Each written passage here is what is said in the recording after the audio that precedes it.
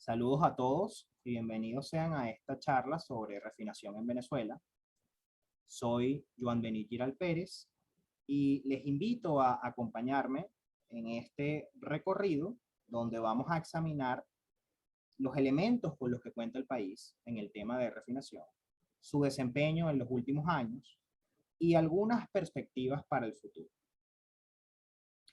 Dicho esto, empezamos con los activos y la infraestructura de la nación. ¿Con qué contamos? Pues bien, en este apartado vamos a ver de manera muy breve las refinerías nacionales, los desarrollos en la faja, pasar muy rápido por los oleoductos activos en Venezuela y también los activos internacionales. Venezuela cuenta con 6 refinerías como tal, ubicadas en los estados Zulia, Falcón, Carabobo y Anzoátegui, tal como se muestra en la lámina. Es importante señalar que 3 de las 6 refinerías, indicadas en rojo, se agrupan en lo que se conoce como el complejo de refinación Paraguaná, que es el segundo complejo de refinación más grande del mundo. Comentando un poco sobre cada una de las refinerías, se comienza con la refinería de Amuay. Esta es la mayor de Venezuela y puede procesar hasta 645.000 barriles al día.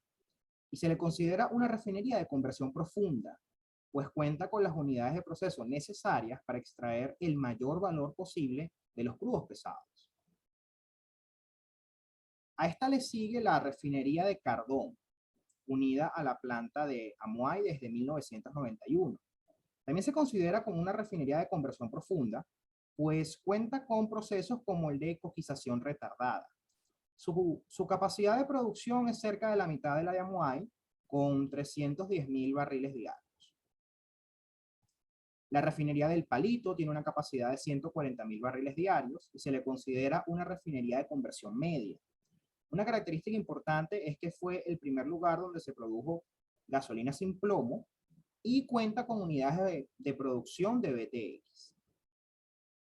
La refinería de Puerto La Cruz tiene una capacidad de más de 180.000 barriles diarios y también se le considera una refinería de conversión media, en especial por la presencia de su unidad de desintegración catalítica.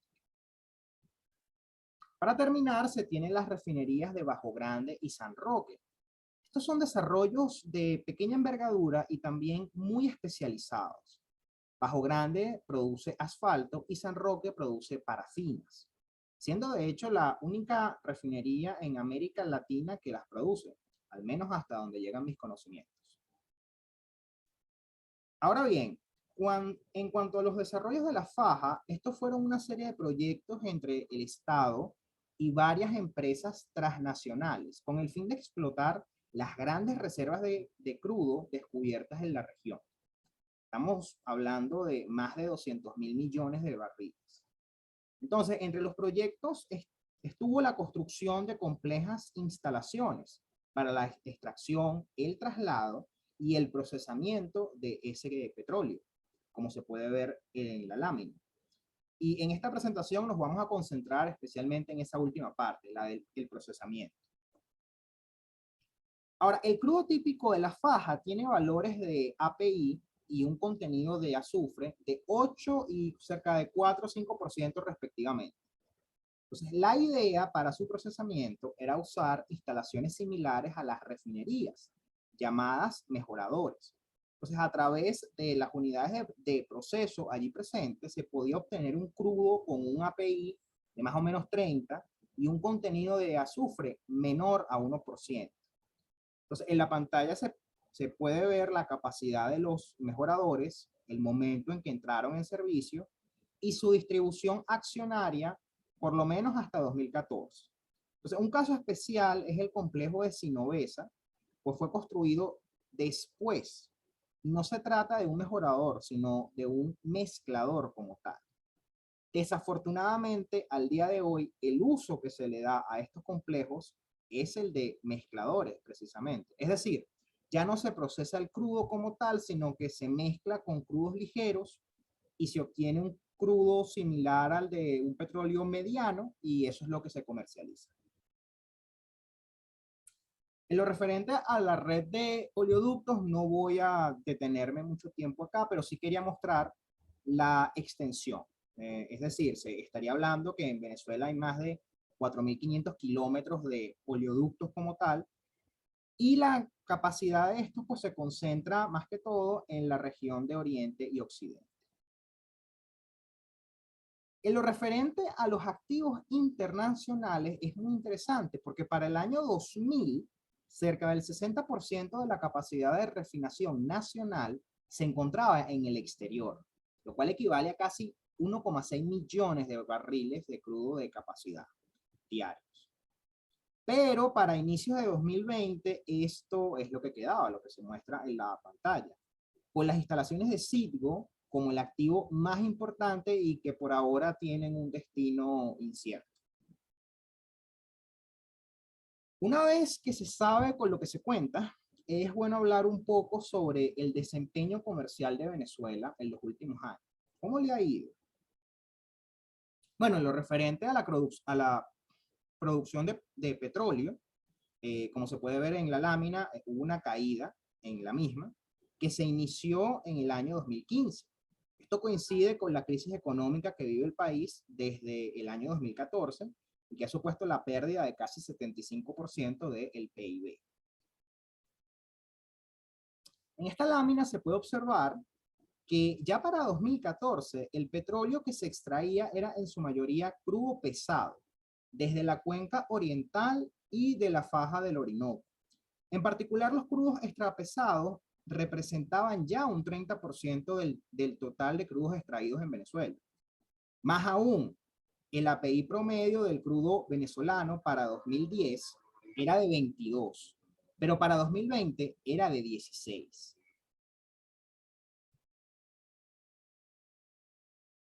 En cuanto a la producción de derivados de crudo, también se puede ver un descenso en la refinación de los mismos, pues desde el año 2014 al 2019, la producción casi se redujo a la mitad. Como es de esperar, la dieta de crudo alimentada a las refinerías tiene un gran componente de crudos pesados, pero no se emplean crudos extrapesados como tal, y además se usan insumos comprados a terceros para lograr mezclas de los productos, como se puede apreciar en la lámina. En general puede decirse que el API de los crudos manejados por nuestras refinerías está entre 22 y 27. Por supuesto, en el caso de las exportaciones se ha producido un declive entre 2015 y 2019, pero de manera muy importante puede notarse como para el año 2019 las exportaciones a Estados Unidos se redujeron sustancialmente. O sea, esto es importante porque tradicionalmente este ha sido nuestro mercado más importante. En cuanto a las exportaciones de los derivados de crudo, estas se contrajeron fuertemente en el año 2014 y luego una vez más en el año 2019, como se puede ver en la lámina. En 2014 se puede explicar esto por el inicio de la crisis económica y en 2019 se puede atribuir a un descenso del uso de la capacidad de refinación. Las importaciones de derivados siempre han existido. Su comportamiento está marcado por la demanda interna, que no esté satisfecha en el país, pero también por la capacidad de compra de este. Por lo tanto, no hay un patrón como tal que se pueda discernir en el periodo de tiempo contemplado en la.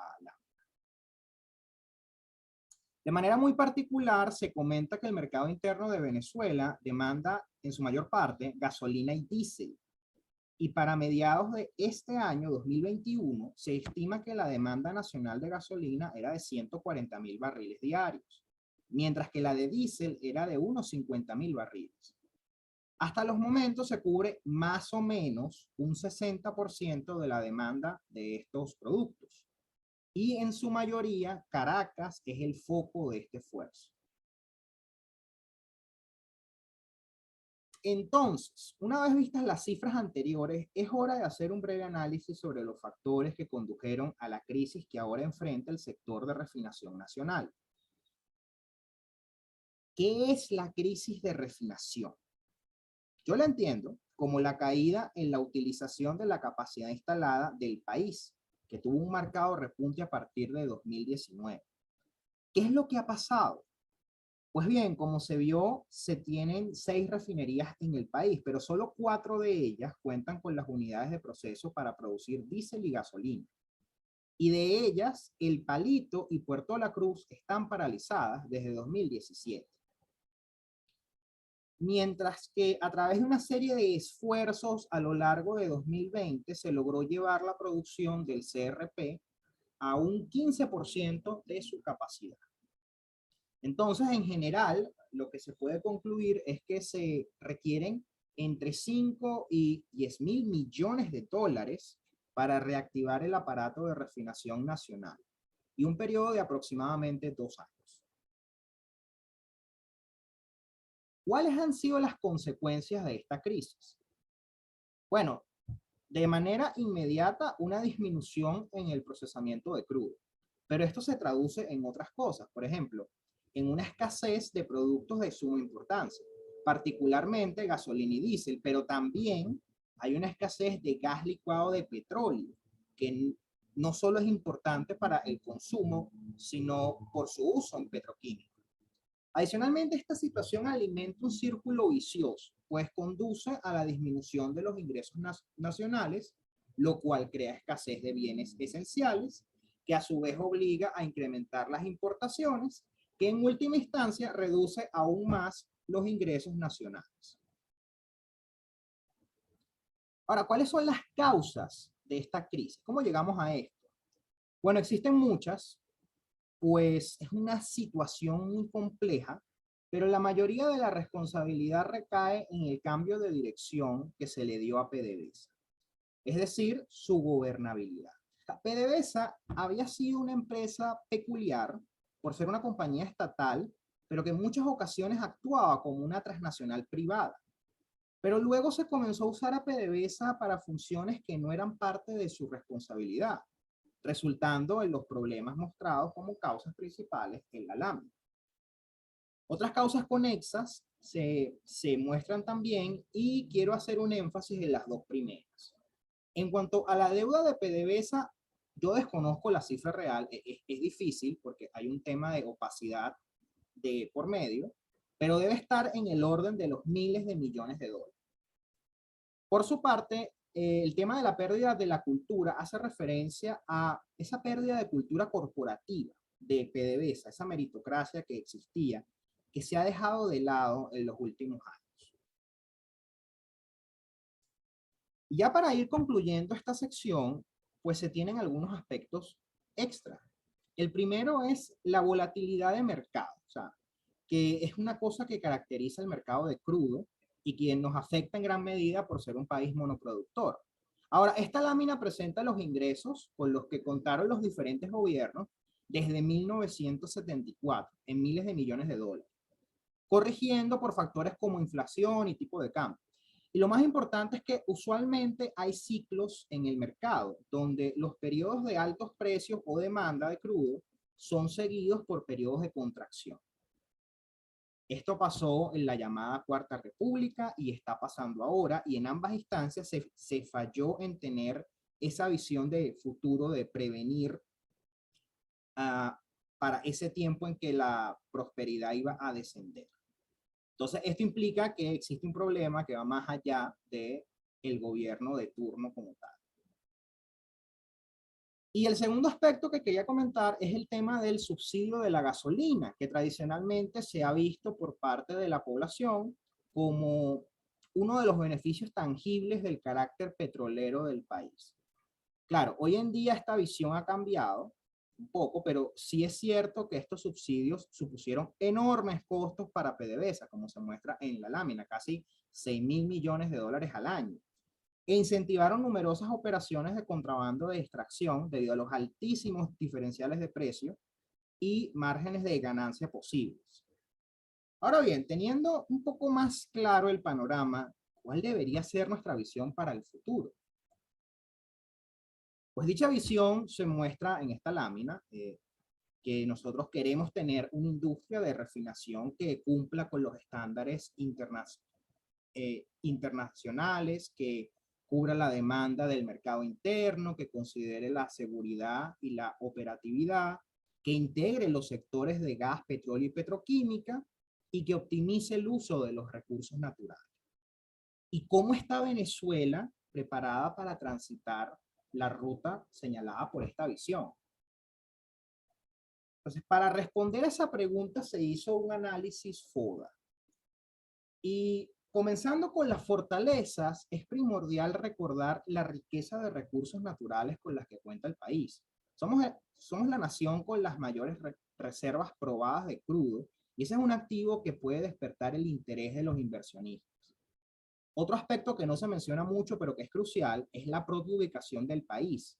Al estar al norte de América del Sur, podemos comerciar con Norteamérica, el Caribe, podemos incluso enviar el petróleo hacia Europa a través del Atlántico, y se puede comerciar con Asia y el Pacífico a través del Canal de Panamá. Adicionalmente, siguiendo con la fortaleza, hemos visto que Venezuela cuenta con una serie de instalaciones para el procesamiento de crudo, amén de otros desarrollos que complementan esto. Incluso si el estado de estos activos no es el mejor, la recuperación de estos sería menos onerosa que la construcción de desarrollos completamente nuevos. Finalmente, Venezuela tiene una larga historia petrolera y eso se extiende al sector de refinación. Se cuenta con varias personas con capacidades técnicas muy elevadas y un interés en la reconstrucción del sector. Es más, esta tradición también le brinda a Venezuela experiencia en la búsqueda y el convencimiento de los inversionistas para financiar grandes proyectos. Una prueba de ello fue el desarrollo de la faja. Debilidades. ¿Qué debilidades hay? Bueno, hemos visto cómo ha cambiado la producción de crudo en Venezuela, ¿no? Pasando de crudos medianos y ligeros a crudos pesados y extrapesados. Esto puede ser visto como una debilidad porque estos crudos requieren un tratamiento más especializado. Entonces, el estado actual de la industria también es una debilidad, ya que es necesario hacer inspecciones para evaluar en qué condiciones se encuentran las refinerías y determinar cuánto serían las inversiones necesarias para su recobro. Y finalmente, como se observó, las refinerías fueron construidas en una época donde el petróleo a procesar era mediano o liviano, por allá más o menos en los años 50. Por tanto, se deben hacer cambios en caso de que estas refinerías deban trabajar con una base de crudo más pesada. El tema de las oportunidades es sumamente interesante, porque por un lado, el carácter pesado del crudo puede convertirse en un punto a nuestro favor. Ha habido una disminución en la oferta de crudos pesados, y esto se traduce en una subutilización de las refinerías de conversión profunda, las cuales se han visto obligadas a usar crudos más ligeros, disminuyendo así sus márgenes de ganancia. Un ejemplo de esto es la costa del Golfo de los Estados Unidos, donde existen muchas de estas instalaciones y donde competidores fuertes como México o Arabia Saudita han retraído su oferta. Por otra parte, el futuro de la industria de la refinación se encuentra en la petroquímica. No se tiene un consenso sobre el futuro del crudo en el mercado de la energía, pero sí hay un acuerdo en torno al crecimiento del mercado de químicos. Esto debido a que el crecimiento poblacional y el aumento de los estándares de vida es algo en lo que todos consideran ocurrirá. Con ello en mente se debe dar el siguiente paso y tener refinerías cuyos productos finales no sean simples derivados del crudo, sino que sean productos petroquímicos terminados. Si se consigue convertir más del 40% de un barril de crudo en petroquímicos, los márgenes de ganancia son casi 2 veces superiores a que si se emplease ese barril de petróleo para obtener derivados. Finalmente tenemos el tema de las amenazas, y de ellas existen 3 que son las más importantes. La primera es una falta de voluntad política y de recursos financieros. La segunda es una falta de credibilidad y garantías legales que hace que haya desconfianza en los mercados de capital. Y la tercera es la tendencia imparable hacia la lucha contra el cambio climático. Estas condiciones demandan un cambio en la dirección en que hasta ahora se ha manejado la industria de refinación. Y para esto se requiere una serie de acuerdos a nivel político para devolverle la institucionalidad al país y recuperar la confianza de los inversionistas. Solo entonces el país podrá hacer frente al desafío de la transformación energética y monetizar sus grandes reservas de crudo antes de que se cierre esta breve ventana de oportunidad que tenemos. Muchas gracias por su atención. Espero que esta presentación haya sido de su agrado.